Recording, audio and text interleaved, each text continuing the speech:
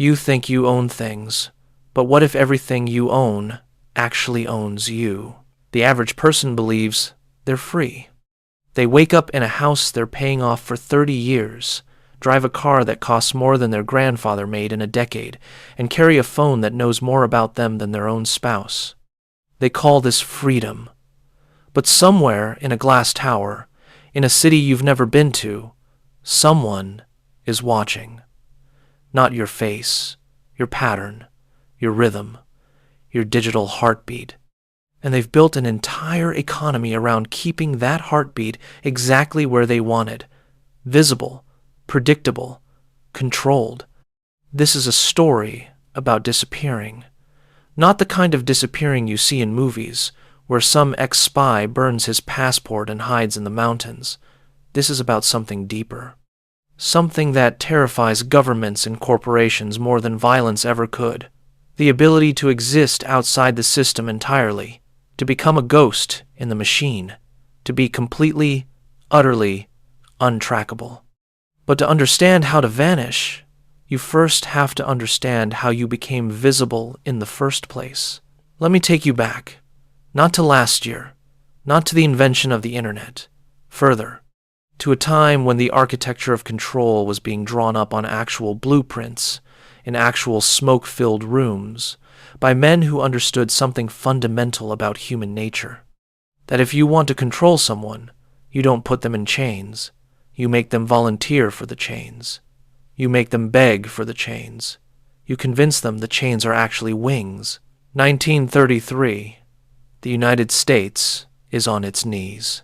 Banks are collapsing like dominoes. Families are eating dandelion salads and calling it dinner. Dust storms are swallowing farms whole in the Midwest. And in Washington, a new administration is making a promise. A promise so seductive, so beautiful, that it would fundamentally reshape what it meant to be American. They called it the New Deal. Security in exchange for information. Safety in exchange for documentation. A safety net in exchange for a number. The Social Security number. 9 digits. Introduced as a temporary measure to track worker contributions to a retirement fund. Temporary. That word shows up a lot in government proposals, doesn't it? Like income tax, introduced as a temporary measure to fund the Civil War. Temporary tends to become permanent when it's profitable. But here's what they didn't tell you in history class. The Social Security number wasn't just about retirement. It was the first domino. The first universal identifier. Before this, most Americans lived and died without the federal government knowing much about them at all. You were born at home. You worked for cash. You died in your bed surrounded by family. There was no central database, no file with your name on it. You were real, but you were also invisible to the machinery of state power. The Social Security number changed everything. Suddenly, the government had a hook, a way to follow you from cradle to grave, and once that door opened, it never closed. By the 1950s, you needed that number to get a job. By the 70s, you needed it to open a bank account. By the 2000s, you needed it to exist in any official capacity whatsoever. It went from optional to mandatory, without anyone ever voting on it. That's how the best traps work. Slowly, quietly, one generation at a time. Now fast forward to the 1970s. The United States is hemorrhaging gold. The Bretton Woods system is collapsing. The dollar, which had been backed by gold since 1792, is about to become backed by nothing but faith and nuclear weapons. On August 15th, 1971, President Nixon gets on television and tells the world that the dollar will no longer be convertible to gold. He calls it temporary. There's that word again. What Nixon understood, what his advisors understood, was that controlling money means controlling people. But physical cash presented a problem. Cash is anonymous. Cash is untraceable. You can do business with cash and leave no footprint.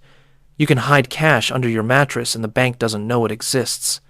Cash is freedom, and freedom is dangerous. So they started pushing plastic. Credit cards had existed since the 50s, but they were niche, country club stuff. But in the 70s and 80s, the banks started flooding mailboxes with pre-approved credit card offers. They made it easy. They made it seductive. Why carry dirty cash when you can swipe a card? Why count change when you can just sign a receipt? They sold it as convenience, and it was convenient. But convenience is expensive. You just don't see the price tag up front. Every swipe of that card creates data. Where you shop, what you buy, when you buy it, how often you buy it. That data gets collected, aggregated, analyzed, sold. You think you're buying groceries, but the real transaction is your behavior being cataloged and monetized. You've become the product, and you paid for the privilege. By the time the internet arrived in the mid-90s, the infrastructure was already in place. We already had social security numbers. We already had credit cards. We already had bank accounts tied to our identities. The internet just accelerated everything. It turned surveillance into a service we couldn't live without. Think about email. When email first became widespread, it was a miracle. Instant communication across the world for free. Free. That word should make you suspicious, because nothing is free. If you're not paying for the product, you are the product. Your emails are scanned. Your contacts are mapped. Your network of relationships is documented. The algorithm knows who you talk to, how often, what you talk about. It builds a psychological profile of you that's more accurate than anything a human could compile. Then came social media. And this is where the trap became ingenious. Because with email, with credit cards, you could at least pretend it was a necessary evil. But social media?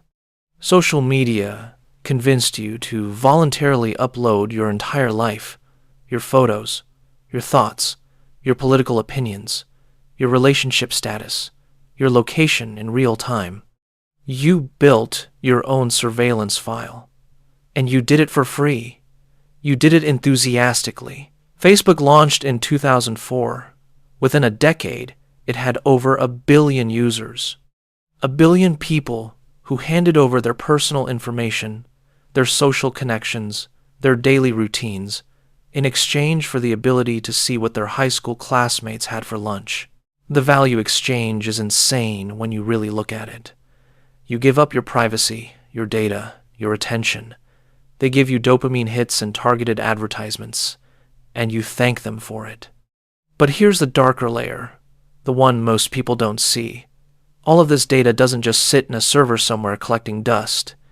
It's used actively, aggressively. Intelligence agencies have back doors into every major tech platform. The NSA has programs with names like Prism and XKeyscore that hoover up every digital communication they can access. Edward Snowden revealed this in 2013.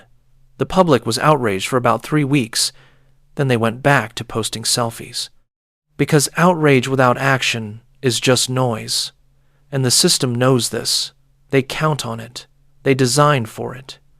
Give people just enough freedom to feel free, but not enough to actually be dangerous. Let them complain on Twitter. Let them sign online petitions. Let them feel like they're part of a movement. As long as they keep using the platforms, as long as they keep feeding the machine. The financial system is the same trap, just wearing a different mask. You think your money is yours, but look at your bank account. Those numbers on the screen. That's not money. That's a promise from the bank that they'll give you money if you ask for it. But what happens if everyone asks at the same time? The bank doesn't have it. They never had it. They lent it out 10 times over. Fractional reserve banking. It's legal, it's standard, it's insane. During the Great Depression, people figured this out. They ran to the banks and demanded their deposits. The banks couldn't pay. They collapsed. Thousands of them. People lost everything. Not because the economy ran out of value, but because the money was never really there. It was a ledger entry, a collective hallucination. And when the hallucination broke, so did the banks. The government's solution was deposit insurance, the FDIC. They promised to back deposits up to a certain amount. This stopped the bank runs. People trusted the system again. But the underlying problem never got fixed. The banks still operate on fractional reserves. Your money is still being lent out to other people. The only difference is now you trust that the government will bail out the bank if things go sideways. And they will. They always do. Because the alternative is chaos. But here's the question nobody asks. If the government can create money out of thin air to bail out banks, why do you have to work for it? Why do you spend 40 hours a week, 50 weeks a year, trading your life energy for currency that can be printed into existence whenever the system needs saving? The answer is control. If you had everything you needed, you wouldn't be controllable. You wouldn't show up to jobs you hate. You wouldn't take on debt. You wouldn't stay visible. Debt is the most elegant control mechanism ever invented. Better than chains, better than laws. Because debt makes you police yourself. You've got a mortgage, a car payment, student loans, credit card bills. You need a steady income. You need to stay employed.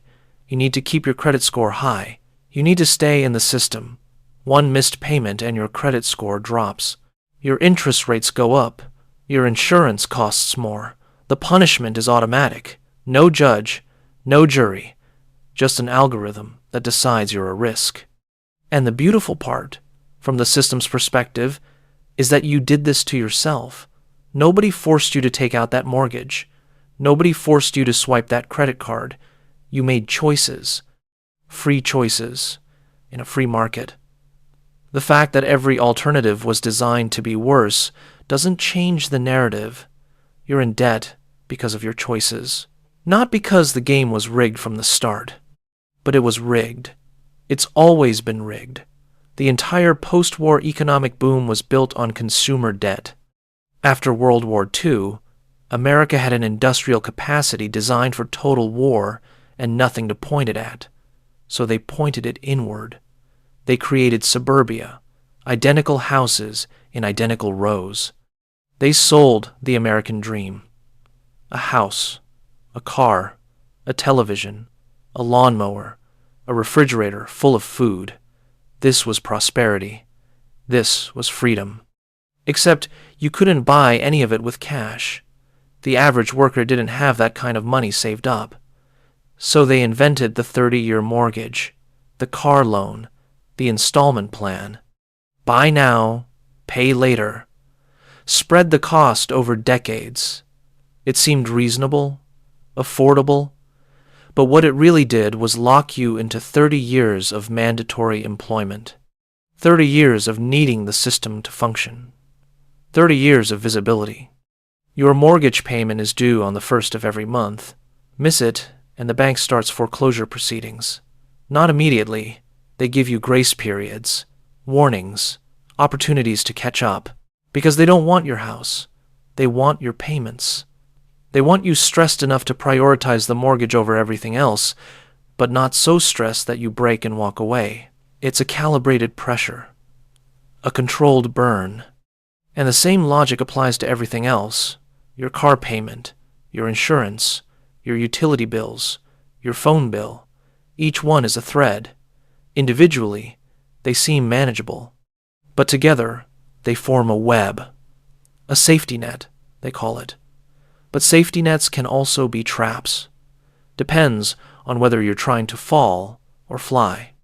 So let's talk about flying. Let's talk about disappearing.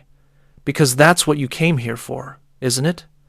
The secret, the way out, the hidden path that lets you slip between the cracks and become untrackable. And I'll tell you the truth, it's possible. People have done it. People are doing it right now. But it requires something most people aren't willing to give up.